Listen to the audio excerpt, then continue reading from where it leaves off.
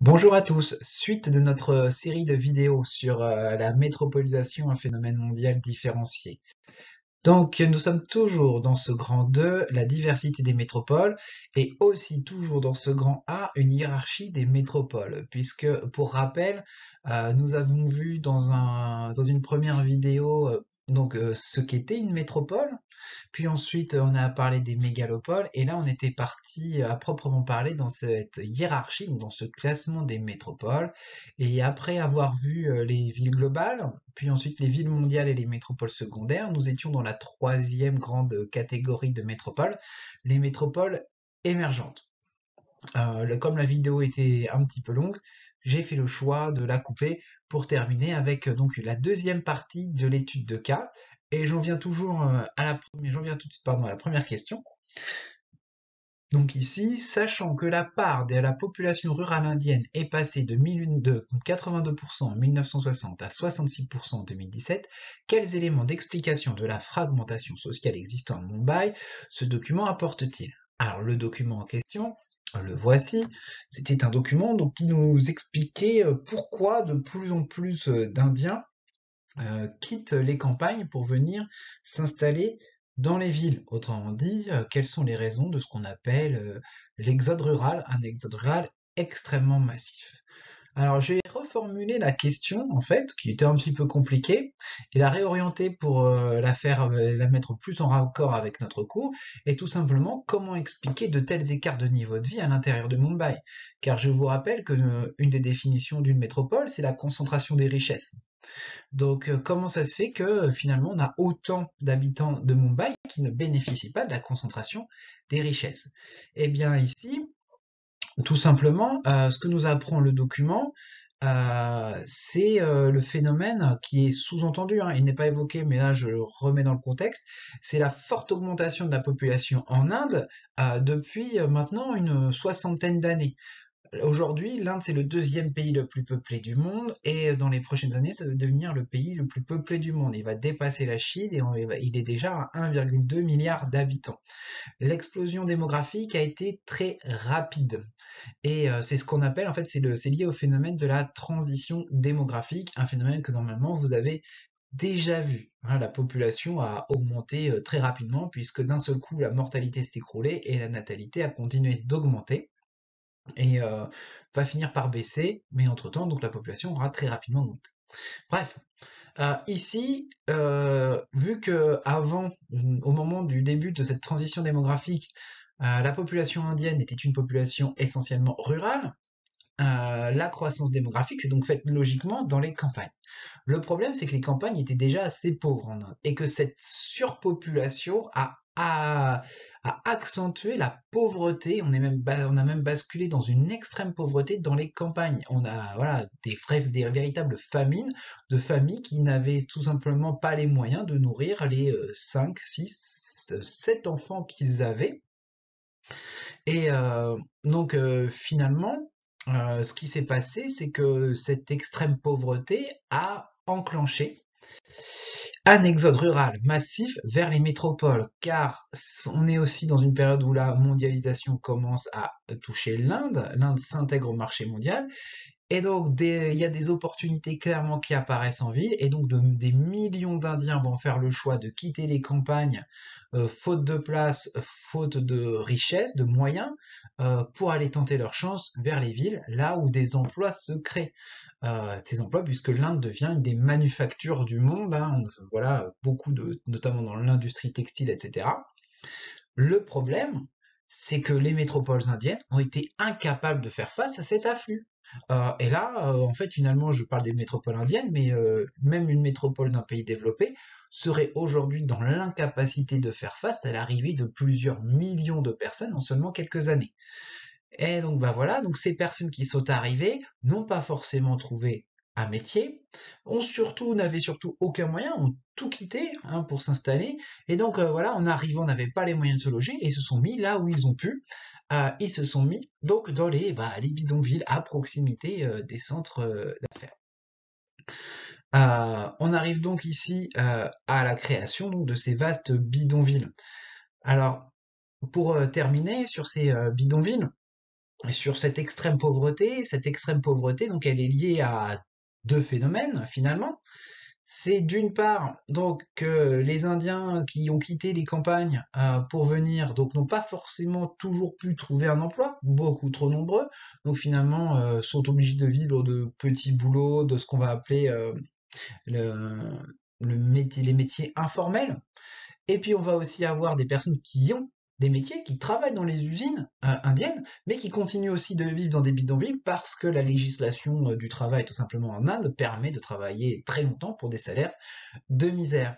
Donc on peut travailler dans les usines indiennes et continuer à devoir vivre dans les bidonvilles parce qu'on n'a pas les moyens d'habiter ailleurs. Et c'est ainsi donc que dans les métropoles se concentrent ici de très larges poches d'extrême pauvreté, puisque une partie de la population ne bénéficie pas de la mondialisation, et même celle qui a trouvé du travail grâce à la mondialisation ne récupère que les miettes. Je passe à la question 2. Donc ici, ça va renforcer ce qu'on vient de dire, c'est quelle évolution la répartition des revenus en Inde a-t-elle connue d'après le document? Quelles conséquences sur les habitants de Mumbai? Alors ici, donc c'était ce document-là dont il était question, et il nous apprend plusieurs choses. Mais aussi, et c'est là où on doit exercer son esprit critique, c'est un bon entraînement pour une étude de critique de documents. Quand on regarde ce document, et ce qu'il dit est vrai, hein, attention, on voit donc finalement que les inégalités en Inde se sont creusées. Et c'est totalement vrai, puisque aujourd'hui, enfin les chiffres là de 2014, on a 1% des Indiens les plus riches qui possèdent 22% de toute la richesse de l'Inde.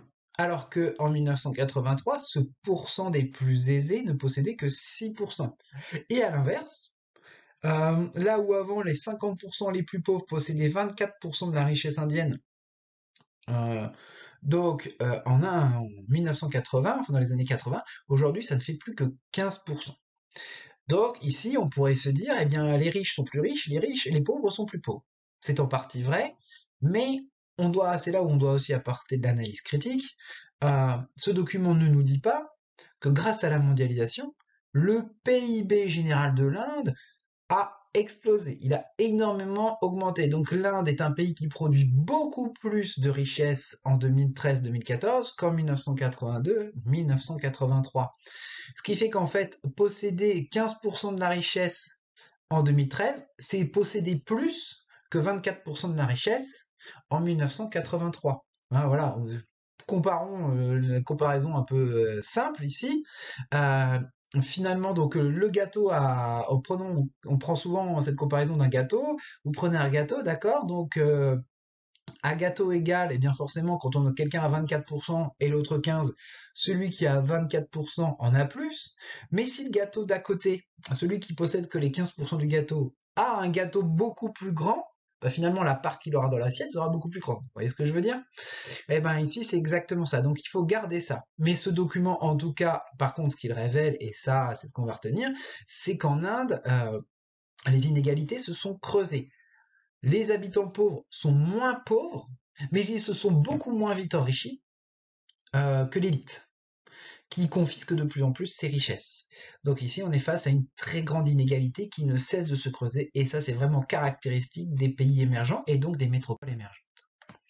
Donc c'est ce que je résume ici. Hein. Donc le PIB de l'Inde a fortement augmenté entre 1980 et aujourd'hui grâce à la mondialisation. Mais l'augmentation des richesses n'a pas bénéficié à tous les Indiens. On continue donc dans les éléments de réponse. Les inégalités se sont creusées et jamais les écarts de richesse en Inde n'ont été aussi importants. Et c'est ce que je vous disais pour finir, c'est une caractéristique majeure de l'économie des pays émergents. Ces pays captent de plus en plus de richesses, mais cette richesse n'est pas bien répartie, elle va dans les mains d'une petite minorité. Et en fait, s'applique un peu ce qu'on va appeler, ce dont vous avez peut-être déjà entendu parler, la théorie du ruissellement, ce qui fait qu'en fait, les riches captent quasiment tout, et en réinvestissant à l'intérieur du pays, en fait, cet argent ruisselle jusqu'aux catégories les plus pauvres, mais c'est vraiment des miettes, d'accord? Donc oui, effectivement, il y a un enrichissement, mais il est très faible et très lent par rapport à certaines élites. On arrive à l'opposé, donc ce qui va permettre de finir de répondre à la question, mais comment ça se fait qu'il y a de tels écarts de richesse à l'intérieur de Mumbai? Donc on a vu le côté extrêmement pauvre, voyons maintenant le côté très riche. Montrer que la population et la localisation de ce quartier sont emblématiques du caractère de métropole émergente de Mumbai. La photo ici est parfaitement représentative d'un phénomène qu'on va redévelopper un petit peu plus tard, qui est la gentrification. En français, gentrification, enfin c'est un terme anglais, et en français on pourrait dire embourgeoisement. Mais gentrification est un terme qui est maintenant communément accepté et utilisé en géographie. Donc ce qu'on voit ici, c'est qu'on est dans le quartier de Bandra. Ce quartier, il est en plein cœur de Mumbai. Ce quartier, en fait, il est à proximité de toutes les fonctions de commandement importantes de Mumbai. Le quartier d'affaires, la skyline, la place financière, la cité du cinéma, etc. Et donc, bah forcément, ici, ce quartier idéalement placé, eh ben, il a été investi progressivement par les gens qui avaient les moyens et qui travaillaient dans ces endroits. Et donc, le quartier s'est totalement transformé. Les populations les plus pauvres qui avant y étaient sont chassées, remplacées par des populations aisées. Ce qui fait qu'en fait, ça va accélérer le mouvement parce que d'un seul coup, donc le quartier va se transformer, se loger va devenir plus cher, le coût de la vie, les magasins, les cafés, tout ce que vous voulez, va aussi s'élever, et ce qui fait qu'en fait, les populations, même qui ne voudraient pas partir, vont finir par être contraintes de s'en aller, et vont s'en aller loin du centre-ville, soit en périphérie, d'accord, soit ou dans quelques poches de misère dans les bidonvilles à proximité.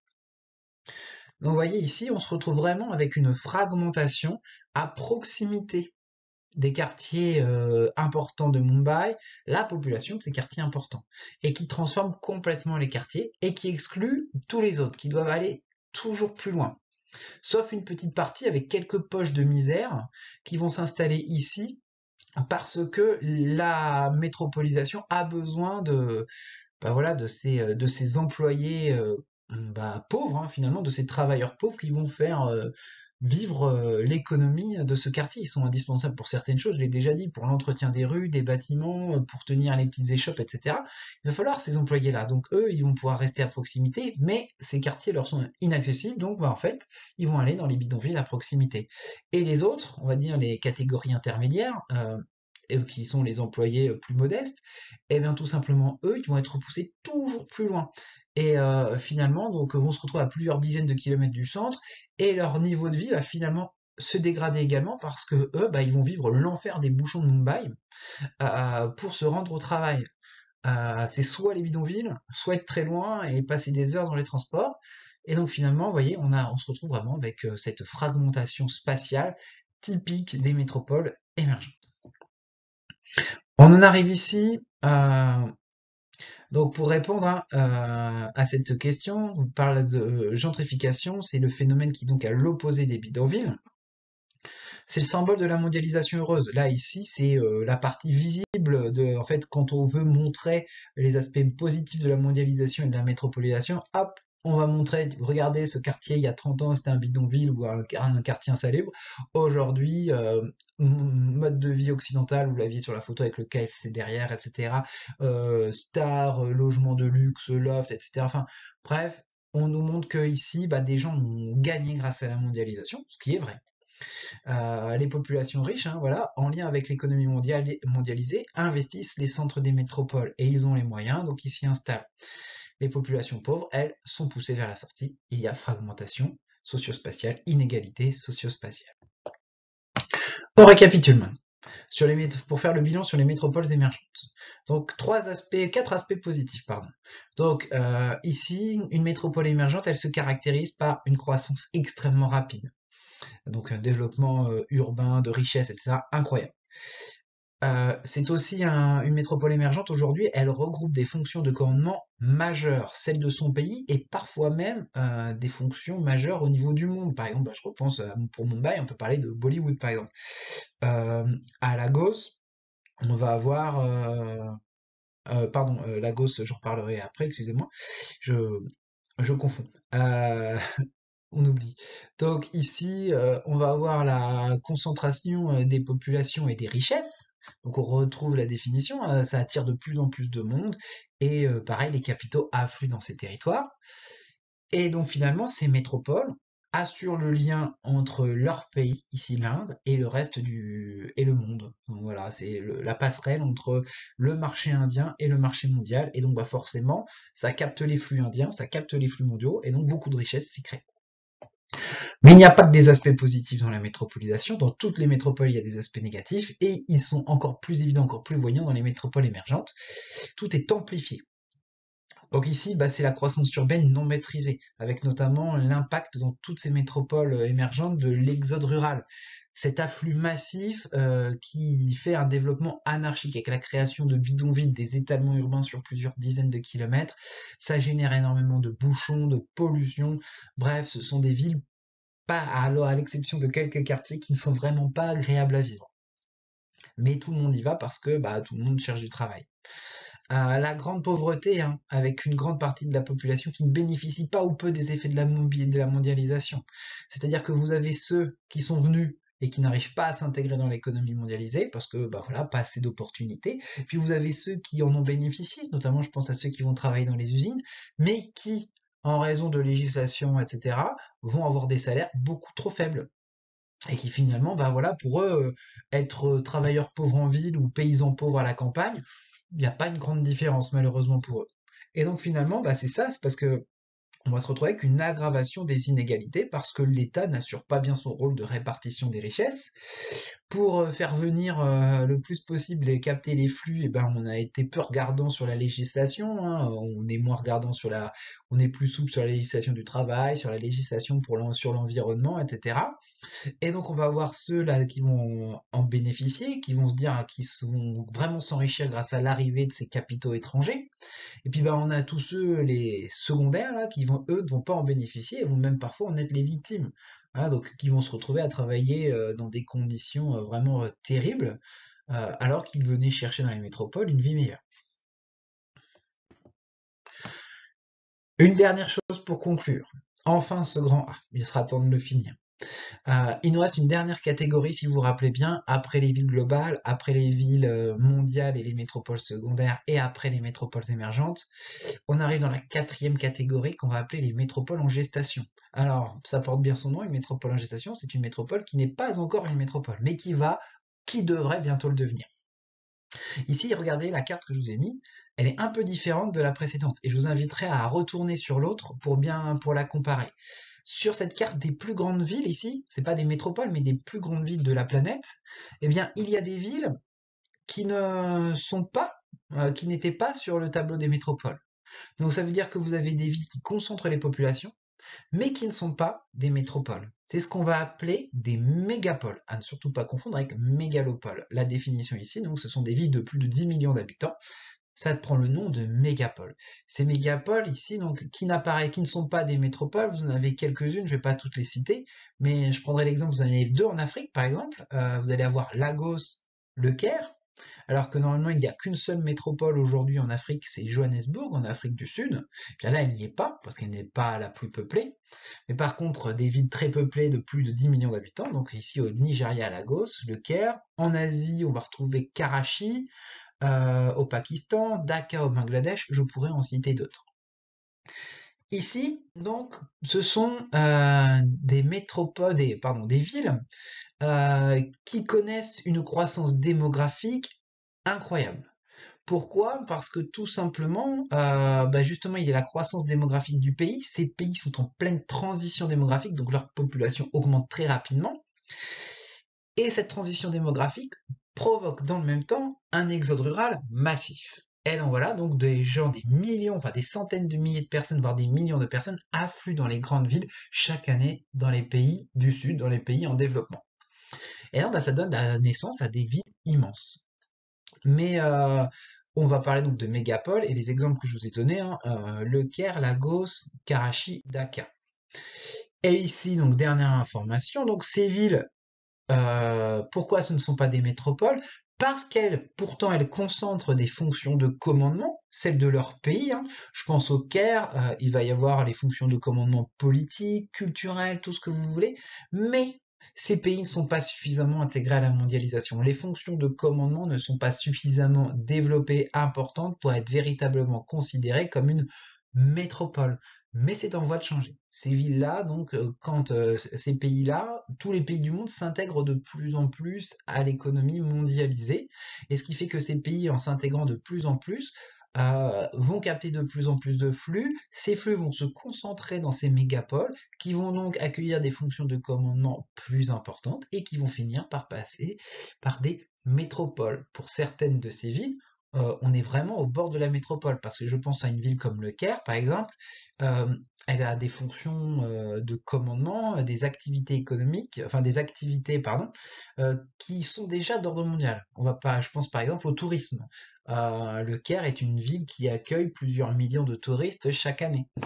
Pour Lagos, là ça va être économique, c'est une ville qui s'est enrichie grâce au pétrole. Le Nigeria a beaucoup de pétrole. Voyez, et Karachidaka, pour les autres ici, ça va être pareil, ça va être économique, ça va être au niveau des manufactures. Beaucoup des vêtements que vous devez avoir chez vous doivent avoir des étiquettes Made in Pakistan, Made in Bangladesh. Donc vous voyez, donc à chaque fois, ces métropoles, voilà, sont en gestation. C'est-à-dire que bah voilà, à un moment donné, assez vite, certainement, dans les prochaines années, dans les 10 prochaines années vraisemblablement, ces villes pourraient prétendre au statut de métropole. J'en ai donc terminé avec ce grand A, qui était assez long. Vous allez voir donc c'est aussi la dernière vidéo avant de se revoir en présentiel. Donc le grand B sera fait en présentiel, ce qui va nous permettre aussi de faire le point sur ce grand A assez long, mais finalement, j'ai voulu passer du temps parce que c'est le plus important, c'est celui qui a permis de définir mais c'est quoi exactement une métropole, comment on devient une métropole, quelles sont les caractéristiques principales des métropoles selon leur importance, etc. Vous voyez, beaucoup de choses importantes à assimiler. Donc ce sera, je pense que ça fera du bien de faire le point court. Et ensuite, donc dans une deuxième partie, on va voir finalement que malgré ces différentes hiérarchies, on retrouve les métropoles fonctionnent toutes selon le même système, notamment un système de centre-périphérie qui crée des inégalités socio-spatiales dont on a déjà évoqué. Donc tout ça, ce sera dans un grand B. euh, et qui marquera la fin de notre chapitre, puisqu'après on refera la même chose mais pour la France. On verra la métropolisation en France. Donc je vous laisse prendre tout ça en note tranquillement, ne pas hésiter à poser des questions sur le Discord s'il y a des choses que vous n'avez pas bien comprises et vous voulez des informations, et aussi et surtout noter des choses pour qu'on puisse en reparler en cours. Bon courage et je vous dis à bientôt.